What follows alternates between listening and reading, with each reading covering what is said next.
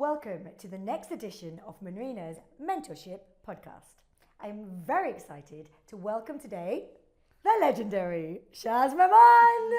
Welcome to DRMR. Thank you How very are you much for having me. doing? I'm wonderful, thank you. Thank you for inviting me to your beautiful practice. Of course, we love having you here. So yeah, thank you for coming. I'm really excited about sitting down with you today because I feel like I've known you for so many years and we've like interacted in a really nice way. It's always really nice when we go to an event and when I see you like, hey, Shaz is here. But we've never really sat down and had a deep conversation about life. And I feel like I don't know very much about your life at all. I feel like I know that you've got a beautiful wife and I know you've got maybe 2 beautiful daughters, but I still even can't confirm that. And I know a bit about Wells on Wheels, and I know that you run a legendary marketing agency and you're a very knowledgeable man, really leading the way on that side in dentistry. But I feel like there's so many missing gaps there. So I think, we've got this time to sit down together and we want to know the man behind Digimax. I appreciate that. Yeah. Just before we started, I was saying to you, I'm so boring. Like, why would anyone want to know this? But I guess it's important, like when you're building relationships, to really understand what makes someone tick. So I'm happy to share this with you. You know what? You think it's boring, but it's not. If I give the analogy, and you'll understand this because you're a marketing expert, on Instagram, for example, when you have your dental page and you're like, oh, what am I going to post about? It's so boring. What am I going to tell people what whitening is or about composite bonding? Like, oh, that's so boring. Everyone knows that. Yeah. No one knows that. You know that, but no one else does. And actually, it's really interesting. And the things that people find interesting, even on Instagram, like, oh, but what is a retainer? But how do you make a retainer? It's like, really? You want to know that? Sure. I mean, I can show you that. Sure. Yeah. And so I think we get so used to our own lives, and we think that for you it's what you're doing every day. But for me and for all of us, I'm very excited about hearing the journey. I want to start back at baby Shaz. Yeah. Where were you born? I was born in London. Okay. 2 older brothers. Okay. So I'm the baby of the family, despite the grey hairs. I'm the baby. So my next brother up, there's a 12-year age gap. Oh. So I was really babied. Almost my brothers were like my parents, and in some cases, and they're designers. Oh. So, yeah, my career in design really started by being immersed in a design household. They both are. They both are. Wow. Right, and we're talking like prehistoric ages, right now. Yeah. Where they drew designs. well, that's exactly what I'm going to go on to. Yeah. So to make a leaflet Manrina, you would get, so if I want to write Manrina, you would get this thing called Letraset. Oh. And Letraset, they would sell it in the shops. The shop was called Athena back then. Yeah. I was a really little I don't know if you I remember Athena, okay. from the high street in Bromley. Right. So they would sell a transparent sheet with letters on them, all different sizes. So you'd get the M, put it on the sheet, and with a pencil, write M. So the leaflets back then would be designed meticulously by hand. So I'm a little kid, like pottering around. I'm seeing this happening. Wow. And then my dad bought my brother's Amstrad computer. I mean, we're talking like there's no Windows or really archaic stuff. Amstrad, but you could design stuff and print stuff. So when my brothers would leave the home, they'd say, look, you can't touch this, right? But I know what they're doing. So when they'd leave, I would mess around and like make stuff and then quickly turn it off when I hear the door. Wow. But I got so immersed one day that my brother entered and I was like caught red-handed with the mouse, and I was like that. How old were you? We're talking probably a little bit younger than my daughter, like probably 7, 8. 8 o'clock. 8. Yeah. Wow. Yeah, really. Designing from that age. Designing from that age. Wow. So he came up to the computer and he said, did you do this? And I said, yeah. And he looked at me and said, did Vas help you, my other brother? I said, no. He said, that's really good. And then they allowed me to help them. I was almost like free labor. I could do what these 30-year-olds or 20-year-olds could do at age 8, 9, 10. Wow. And because there was so much encouragement from them. Wow. And this comes back to parenting as well, if anyone's interested. That encouragement, whether I was good or not, I don't know, Manrina, but that encouragement, like, you are great, you are good, you got this, you can do this. Wow, guys, did everyone see what Shaz done? Yeah. That really allowed me to grow and flourish. Yeah. So I do the same with Helena. Yeah. I celebrate all little wins. I tell everyone how great she is because it's a confidence booster. Anyway, but yeah, that happened to me. And as I got older, and I I enjoyed it, and everyone would praise me for like stuff I could do. I remember Photoshop when it first got launched. Yeah. We were the first to have it. So I was learning these skills that really you can't. There was no YouTube. I was learning live in real time. Wow. And I was doing it for actual clients. So my brothers would win the business. Yeah. And I'm designing this stuff, Wow. and it's getting printed properly, professionally. We're talking, I'm age 10, 11, 12 at this time. Wow. So as I was growing up, then I started designing party flyers, CD covers for the music industry. And then I would be in my parents' car. They're driving through, I don't know, Southall, for example. I'm sitting in the back seat as a little kid, and I'll see my poster on the walls. Oh. So then I'm in uni now, right? Yeah. E-commerce. Okay. We're talking, I think 2003, I registered Digimax. So when I was 18 years old, Wow. I remember taking my mum to the Barclays, and they're like, this seems really dodgy. Like, what are you going to do with a business bank account?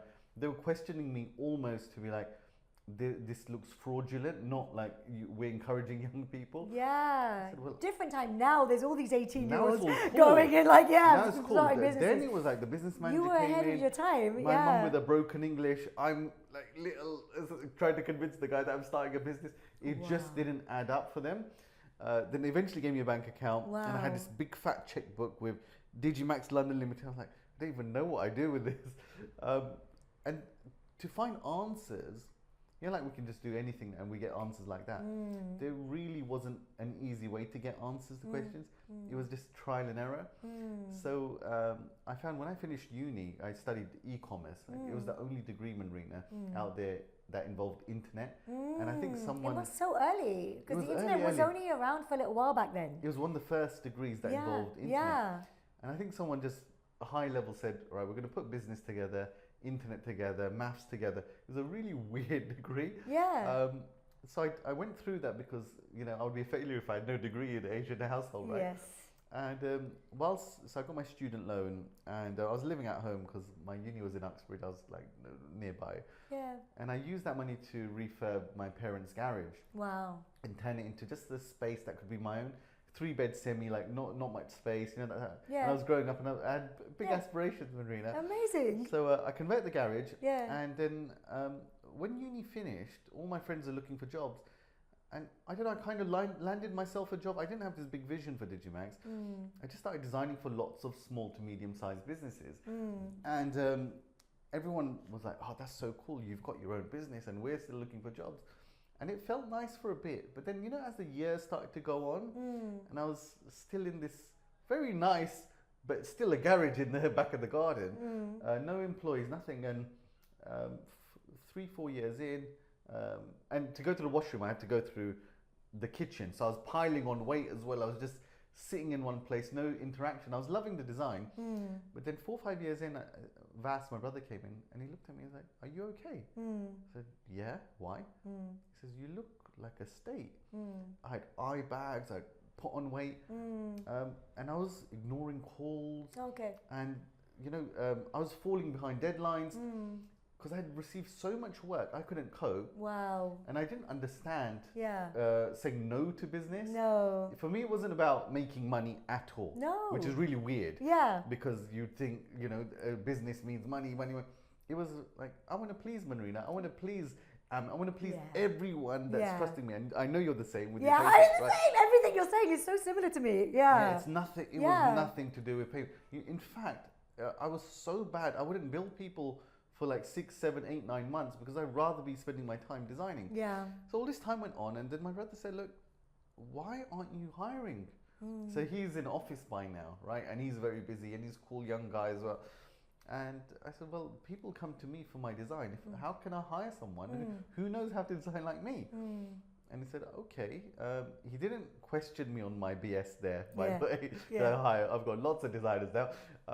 And he said, "Okay, well, what's the worst case scenario if you hire someone?" I said, "I'm going to lose loads of money." He said, "How much?"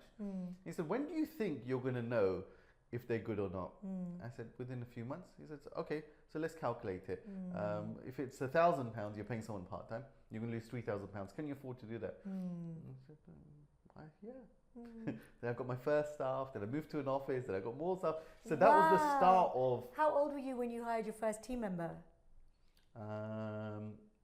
probably 22. Wow. Yeah, I'm still in touch with him today. Wow. So when he left Digimax in the garage, he called me and he said, Shaz, I've got to tell you, I'm a superstar in this workplace. Wow. I know so many things Yeah. working with you Yeah. that even like people who are double my age, the experts in one thing, but with you, I had to do everything. Yeah. And I still have that relationship with him today. He actually just won an award for some amazing work. Wow. So yeah, it was really, really early on. Wow. What? How could you not think that's interesting? Like, that's a crazy story. So you started working in this field at the age of 8. That's amazing. And you set up your own business at 18, and by 22 you had people working for you. And the fact that the business has been called Digimax all this time, it's not changed. Like, you had a vision. Why Digimax? Where did that come from? So I was in maths class. The D that we use for Digimax today is the same as the one I drew when I was 16 in maths class in high school. So it's actually, it might sound childish now. Computers were becoming a thing and you could start designing. So digital design, maximum effect. Oh, nice. It's a portmanteau of Digimax. Wow. I just put it together. Yeah. And it still works now. Yeah, So that's it still works amazing. now. So then how has your business evolved for you? Because I guess now you've got a big team and you've got offices and you offer various, like you do website design and branding and SEO and, you know, now with AI coming in. And so you've got all these different products that you're offering now. And was that just a natural evolution for you? So Digimax To go from design to that, you know? yeah, it was moving with the times, Yeah. right? So it started off as graphic design, then printing. I had a whole printing business, print brochures. And Or you bought printers, like big printers? I didn't buy, no. but I had connections where Yeah, fine. I could offer that as a service. Yeah. So then eventually my final office was, which I'm in now, was in 2009 we got Digimax as a shop front, because I found when I was working in offices with no windows in London, you know, there's a lot of basement offices, and the quality of my work and my well-being went down being in these dark little dingy offices around London, even though you got a nice postcode. So in 2009 when the crash happened, I got this shop front. So Digimax is actually a shop off Baker Street. Amazing. And a big window, so a bit like yours, you know, you feel like working. So I did that, and Digimax wasn't always Digimax Dental. So I used to work for all industries once upon a time. Oh, yeah, I want to know how that happened. Yeah. Yeah. So How was the digital? your estate agent and your florist, anyone could approach us. Yeah. But I was a bit more ambitious than that. Yeah. I got to a point where this wasn't fulfilling me. As I said to you, it wasn't ever about owning a really nice car or anything. It was about being the best I could be. Of course. So then I started aiming a little bit higher, and I approached like some really cool people that I aspired to work for one day. So I remember seeing James Caan on Dragon's Den, and I weaved my way into finding out where he's going to be at a certain event. Wow. And I paid for this ticket, which I didn't have much money. And I remember I found out he's going to be at this award ceremony because I used to watch him on TV, and I was like, he's so impressive. Yeah. He's so impressive. So there was an award ceremony happening in Park Lane. It was like £500 for the ticket. I didn't have that kind of money. So I bought this ticket. I'm on this table, on some random table on the edge of the show, because I'm not part of that event, right?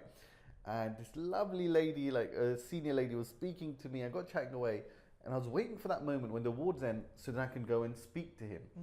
And she was talking, I was being polite, and then I looked, the event ended, I looked, and there was a queue in front of James. Yeah. And then when I got my turn, I made a really strong comment towards him. Okay. What did you say? I said, James, you really inspire me, everything you've done. And he's not even making eye contact at this point. Bless him, it's a long evening, he's still standing there, he didn't need to do that. And I said something like, if I was you, I would be really embarrassed of my personal brand. Something really stupid. I just blurted it out to get his attention. And he looked at me like, Excuse me. okay. He didn't say anything. I had my card in my hand at that point. And he took it, put it in his pocket. He didn't even say goodbye. And he went, I don't know if I offended him or you just thought, who do you think you are? The next day, he calls the office. No way. And he says, Shaz, you made some quite bold statements when I met you. Yeah. I liked it. Yeah. Why do you put your money where your mouth is? Wow, what a story. I'm in the process of getting my website built. Yeah. Getting pitches for my website. Yeah. And yeah, I've not selected anyone. why don't you show me what you can do? So I said, okay, what would you like me to do? He said, well, show me what you can do. Yeah, mock it up. It's up to you what you want to do. You said something, so show me. Yeah. And I was like, okay, how long do I have? He said, well, I have to make a decision on Wednesday, I think it was, and it was Monday. Oh, wow. I said, no problem. I knew that if I give him designs on Wednesday, that's delivering what he expected. Yeah. So I wanted to deliver him designs the next morning, first thing. So I stopped everything and I got to work and I started designing. So I only had to give him one design. I made 9 designs. Wow. And then I printed them and I mounted them on board and I put them in this box. And then I contacted one of my brother's contacts who's a courier in London. Yeah. So I printed it and I'm up till like 3, 4 a.m. And I said, look, Billy, this might be life-changing things for me. I really need this favor. I'm going to finish this. It's going to be early hours of the morning. This box, I'm going to leave it outside my office in this place. It's the key is going to be stuck there.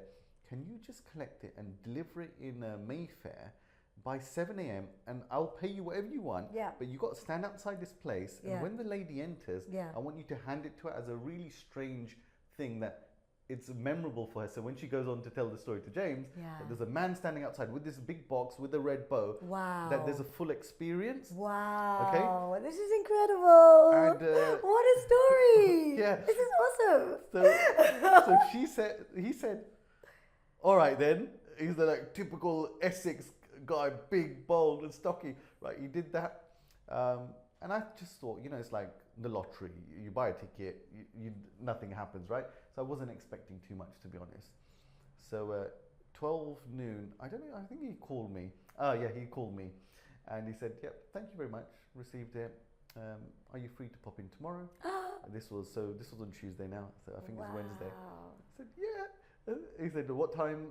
Can you do 11 or 12? I was like, yeah. I'd cancelled everything. So I got to his office. Yeah.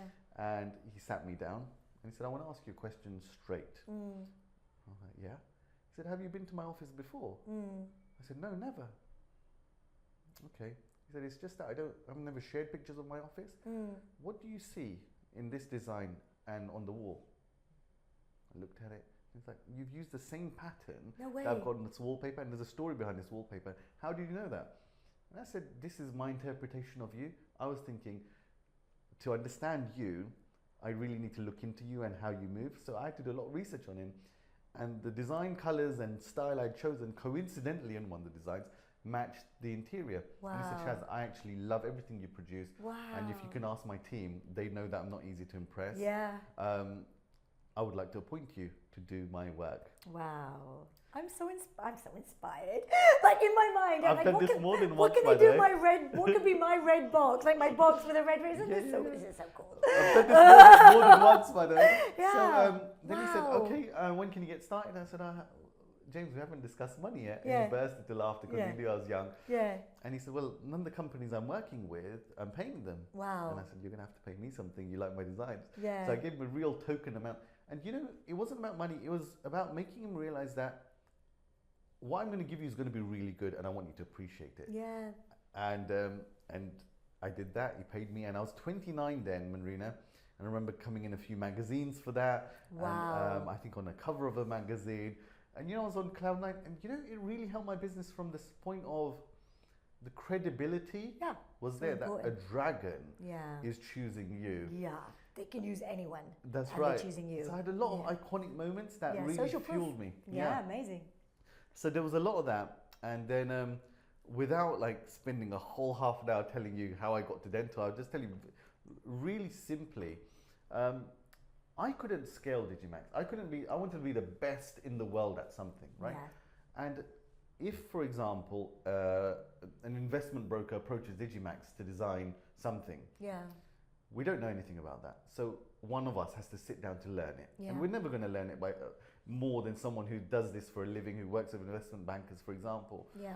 So there was a scaling issue. We were always at 3 to 4 people, and it wasn't getting any bigger. Yeah. I'm not talking financially, I mean dreaming bigger, right?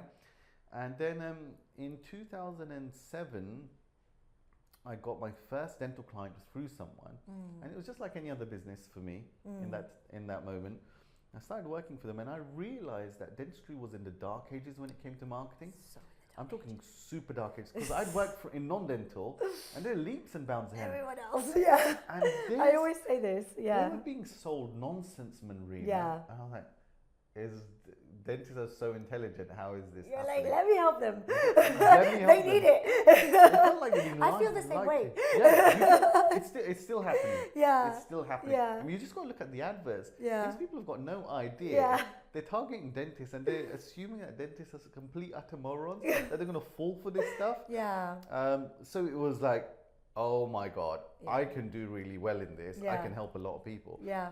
But then I had this challenge, Manrina, that I can't be doing, because I can't close that business Yeah. and still help dentists and scale. So Yeah. I kept getting dental clients. Yeah. I kept winning them because they would just hear about me and see my work and they're like, this is so different. Who was the first? Who was the Dental, first? yeah, dentist. Is a dentist in Barnet. Yeah. Dr. Khosrow Basrat. Oh, you always remember your first. Yeah. Mona Lisa Smiles. Yeah. I'm still in touch with him today. Yeah. Iconic logo, timeless. So that's been my thing. Design Yeah. something that is just timeless. Yeah. So yeah, he was my first. I learned a lot from him. I mean, Yeah. there's a whole story around that. Yeah. But one thing I learned working with Khosrow, because I actually had to go into his practice because I messed something up. He was my first client, and I Yeah. was applying the same principles of marketing to his practice. Yeah. And he told me to design a leaflet for him. Yeah. And he was going on holiday, and he said, I want to promote implants. He's a man of few words, right? He's like, I leave you to it. Implants, I don't even know what they are. Yeah. He said, how much? And he said, look, just because I'm new here, just write £1,000. Yeah. So I made this leaflet, Manrina, Yeah. bright red. Yeah. I wrote dental implants, £1,000, because there's going to be a leaflet drop. Yeah. He came back from holiday, Mm. and he was very upset with me. Mm. He said, Shaz, do you not understand? Mm. What does red signify? Oh, blood. Blood. I'm like, Oh. oh, but, Or but I danger, thought we yeah. need to make it stand out. Yeah. And his tone elevated so much that when I got off the call with him, I was actually sobbing. Because no one had ever told me that I'm not good. Yeah. Yeah, that was it. No one had told me. And Get he's it. telling me, I thought it was a joke for a moment. Yeah. And then I called him back and I said, I'll pay for it. He said, it's not about the money. I said, okay, look, can you just do me one favor? Yeah. I don't understand dentistry. Can I just come in and shadow you, right? Yeah. So I spent 2 weeks. Wow, 2 weeks. And one thing I understood Yeah. about dentistry in that moment, Yeah. that dentistry is not a service. Yeah. Every patient I saw come in, more or less, it was about how they wanted to feel on the other side. Of course. It's about that transfer, what it meant to them in confidence, what that means for them, whether it's personal or work or whatever. Yeah. And that was marketing masterclass for me, because that stayed with me and what I trained the team, Yeah. that we're not selling dentistry. Yeah. Don't put pictures of teeth biting an apple. Don't write welcome to Hollywood Smile. Talk about the outcome. What would it feel like to you if you were able to bite again or smile again without hiding your smile, or be present at your daughter's wedding Yeah. in all the photos? Yeah. And that really allowed me to elevate. So we closed Digimax in terms of something happened, significant happened. I mean, Helena was in her mummy's tummy at that time, and there was so much stress in the business because we're winning a lot of work, but Yeah. I wasn't getting the time and I wasn't seeing any progress. Yeah. And then something happened, and I stood up in the office and I said, from today, we are never going to work with non-dental clients ever again. I almost said it in anger. Yeah. And you saw some of these guys, some of them are new parents. They're looking at me like, is this the end? Are we going to get fired? Are we going to lose our job? And I said, I promise you, no one's going to lose their jobs, nothing. So we turned away about £400,000 worth of regular business, because I was working with House of Fraser and Barclays and some big companies then. Wow. And I knew in that moment, Manrina, that I've got to go big in dentistry Yeah. to protect my team, Yeah. but also to unlock my full potential. Yeah. So There was a this- lot of pressure. What happened? So What happened? Yeah. What happened to cause the big? What was the big shift? I'll be open with you. There's so many entrepreneurs out there that have just entered entrepreneurship just because they're good at something, but it doesn't mean that they're very good at communicating or very respectful. And design is such a work of passion. Yeah. You almost feel like an artist Yeah. in that moment. Yeah. And so you're putting we're not making a shelf in IKEA. You're making a piece of work that is so meaningful, and then you're giving it to someone who doesn't value it. And in most cases, we're finding that we're coming across lots of financially successful entrepreneurs, but they didn't respect our work. They would, for example, they would be calling you non-stop to get the work, and then we'd need to spend 9 months to get paid, for example. You know, lots of things like that. Yeah. And so something happened where it was the start of a court case. Okay. Yeah. Right? It was the start of a just too court much case, stress. and you know what I said? I won it. Oh, good. And Of I course. got paid expenses and all of that, right? Yes. But that was the point. That was the push I needed to be like, I'm going all in dentistry. So around 2017. Fine. And I said to the team, we are going to be the best at what we do. We're not going to compromise our values. Yeah. Dentists have been getting I love it. 2017, so it's not even been 10 years and you're there. It was just about pushing the values at the forefront. Right. So it meant coming out from behind the scenes. Yeah. Because I'm really that person. Yeah. Introverted, where Yeah. I can be like, even I though know. You I've had don't to- like celebrating your successes. yeah. Like, I'm like, this has happened. And you're like, oh, it's cool. So anyone listening that really feels like they're good at what they do. Which is interesting because you celebrate all your daughter's successes. Yeah, But I I feel do. like you're so humble about your own. I don't know. I don't know where it comes from, but I just feel like it's not me. But I wrote Instagram for dentists, over 18,000 copies. So I'm telling people, do what I'm not doing. Yeah, basically. yeah. And you're very good on camera, but you don't love being on camera, which is also crazy. Now I'm starting to enjoy it a little bit more for Yeah. the reason, you must get this. You get a message and they say, you've just saved me from something huge. Oh my God, this Thank is so you, the helpful. value. I just showed my family, the Worlds on Wheels stuff, the charity stuff that I do. And now I'm like, okay, actually, one of my coaches said to me, do you not think you're doing a disservice to people? Yeah. You say you want to help people and you don't want to come on camera. Yeah. So are you actually helping people, Shaz? Yeah. What's the impact of them not hearing what you're saying? No, okay, this makes sense now. Yeah, amazing. So how did Wells on Wheels come about? Wells on Wheels, I would send money to my cousin in India. Yeah. And for my issue with giving is that I know charities need money to operate. Yeah. But like, I just want to give. I don't want to pay for a salary. I don't want to pay for an office. No. Everyone feels like I that. want old school, like, here you go, impact. Yeah. Right? And in the UK, it's very hard to give and see an to impact. know where it's going, To know where it's going. I'm not saying they're not telling the truth. Yeah. Everything's declared. Yeah. But it didn't connect with me. So I would say to my cousin in India, look, I know you're a busy guy. Can you do me a favor? Find out who is, we call it zaruratmand, someone who needs some money, right? Needs help. In India, there's a big issue of fathers take out loans. I'm talking like £500 equivalent in our money, right? To get their daughters married. Okay.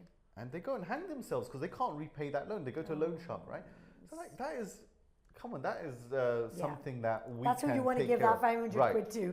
So I said to him, find out stuff like that. Yeah. And then I said, I've only got one requirement. Just when you give it, can you just video call me or film the interaction? Because I want to get that feeling, right, that I'm helping. Yeah. So he said, yeah, I'll do that. And he did it for me, even though they're quite hardened up in India. To them, this is like normal. For us, it's not. So he'd be a bit annoyed, but he'd be doing it for me as a favor. And then one video he took, and this is where, like, you know, Helena's my little princess, so little. And then in the background, I can see an army of girls, like ants, really far away with pots on their head.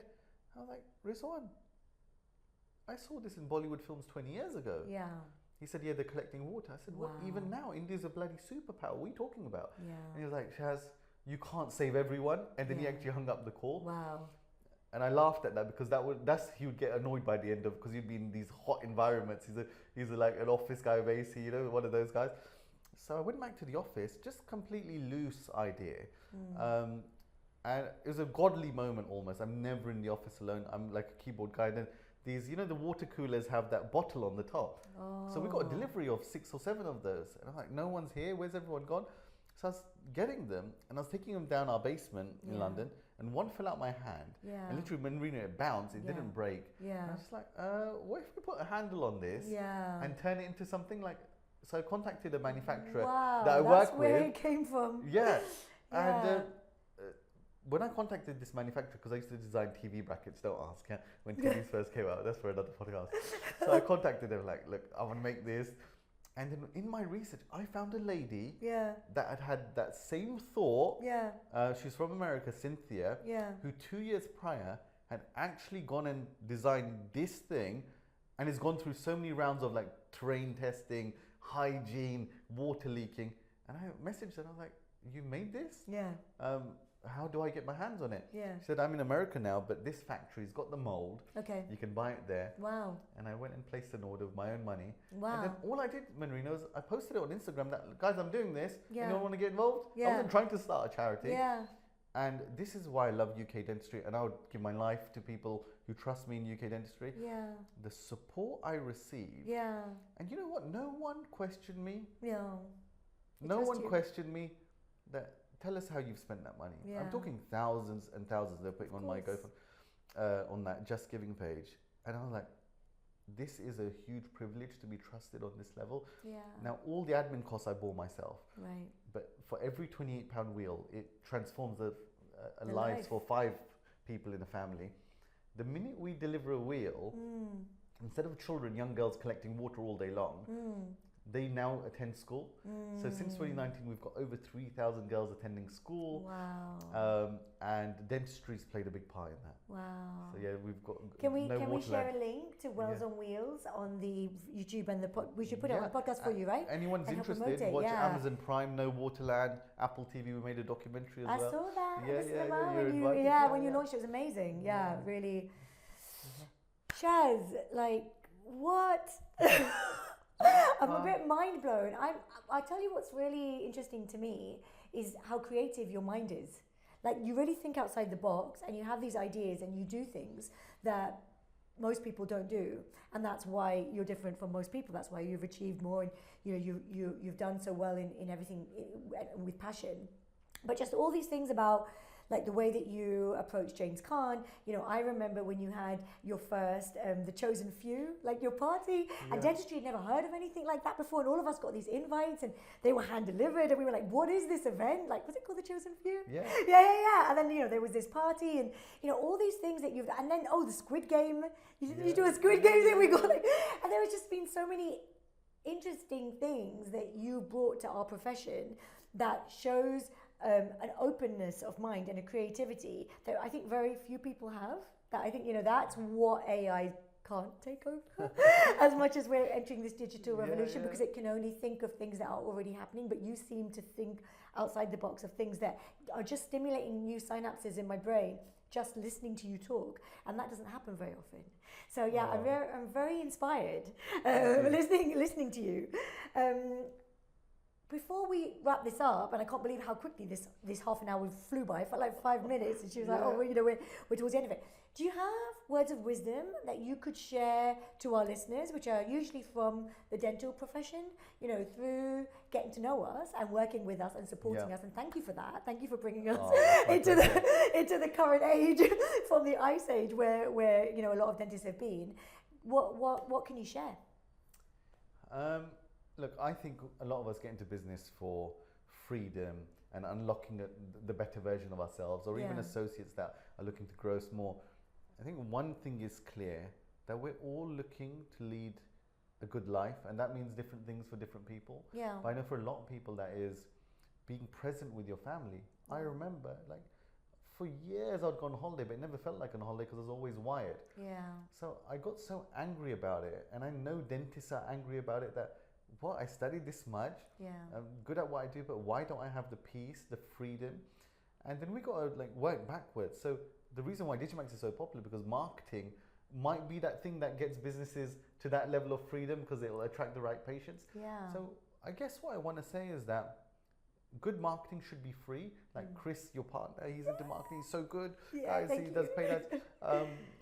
Marketing should be free. It's that expense that it shouldn't be, is this going to work? Is it going to, I lost £20,000. Marketing is obvious. Like, if you're not understanding what they're doing, then it's not obvious. You need, my opinion on marketing is, be visible everywhere your patients look. Agreed. If someone Googles you organically, they trust it more. Be high up, be on AI.